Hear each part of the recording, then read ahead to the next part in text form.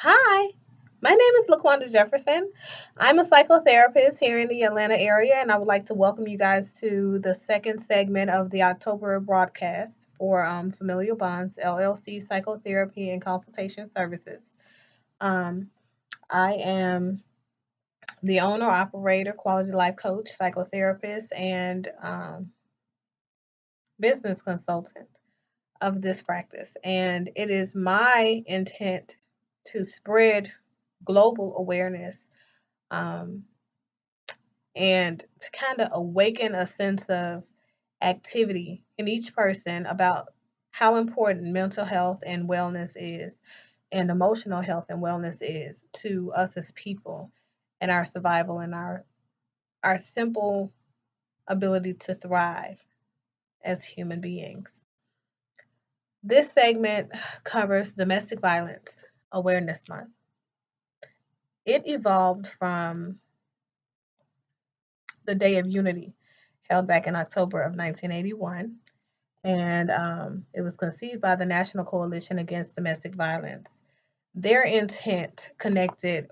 Their intent was to connect several various advocates from across the country and some that came from other countries to combat the issue, the huge social issue of domestic violence and sex trafficking against women and their children. However, domestic violence has transcended so over the years that we have a more fluid understanding of what domestic violence looks like. Um, Definitively speaking, domestic violence is a form of violence that's expressed from one partner to another partner or partners in relationships in the context of an intimate partner type of relationship. Here in the US, we recognize that it's an important social issue, um, and our government recognizes it. All of the nonprofits recognize it. Non-governmental agencies recognize it, and there are a lot of violence against women's groups, domestic violence and recovery group for both abuser and victims of domestic violence. Because what we notice, especially from the psychosocial standpoint, that domestic violence and any type of violence is normally a reactive and learned behavior that normally repeats a cycle. And many abusers are at some point victims themselves. And this is a type of behavior that they have learned to continue as they have grown to accept it. The the issue of domestic violence and victimization does not end with women and children. And this is something that I like to push through on the awareness end, because oftentimes people don't understand that domestic violence is not only physical, but it's also emotional. And emotional abuse can cause the same detrimental effects that physical abuse can lead to. And that's death at its severe end. Um, the trauma, the trauma that victims go through is not to be looked at lightly. This is a very serious issue, and here in America, we're trying to combat it the best way we know how. And as everyone knows, education and enlightenment is a way to bring about a certain level of awareness that strikes social change in the order of things um, in groups of people, whether they're American or otherwise. So, I have to talk about also the fact that domestic violence is not something that is limited to sexual orientation or gender um, identity. The LGBT community also face a very, very high degree of domestic or intimate partner violence in their relationships.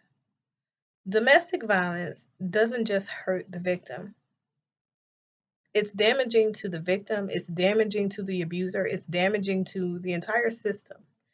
And this type of trauma is damaging to our system as a country of people. The detrimental effects of domestic violence changes the way that we think, we feel, we act, we react, and it affects our growth as human beings. The thing to remember is that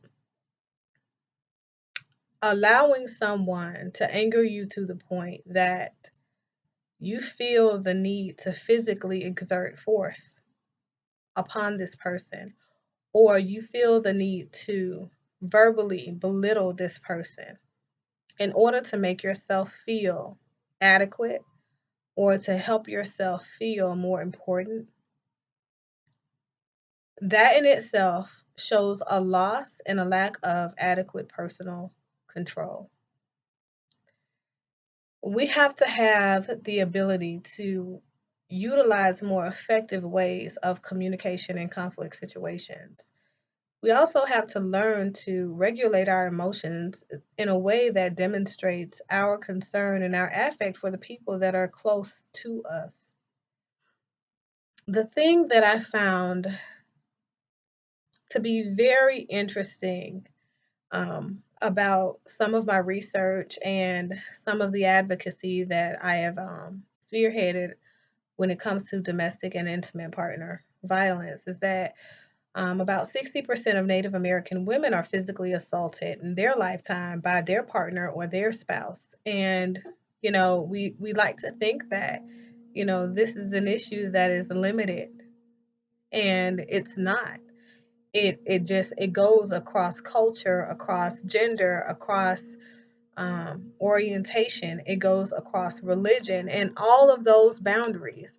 Nothing can make us a less inviting type of person when it comes to the remnants of domestic violence. Domestic violence can be both emotional and physical, and there are a series of shelters and centers that are committed to providing resources to people that are affected by domestic violence.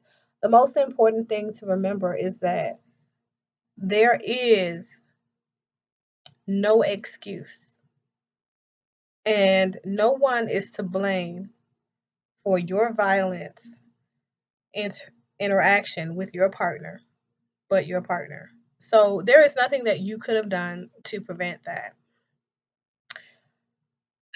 Oftentimes, victims internalize the act of domestic violence because it's the only thing that they know how to do. This is also a learned behavior. As a survivor myself, and that is a huge disclosure for me. I like to tell young women and men that when you are in a relationship with a partner who does not value you for the beautiful and for the great and empowering person that you are as an individual, it is time for you to stand up and take a serious position to take your life back. And that's difficult. Taking your life back can be the most detrimental thing, and it can raise all types of issues back in your amygdala.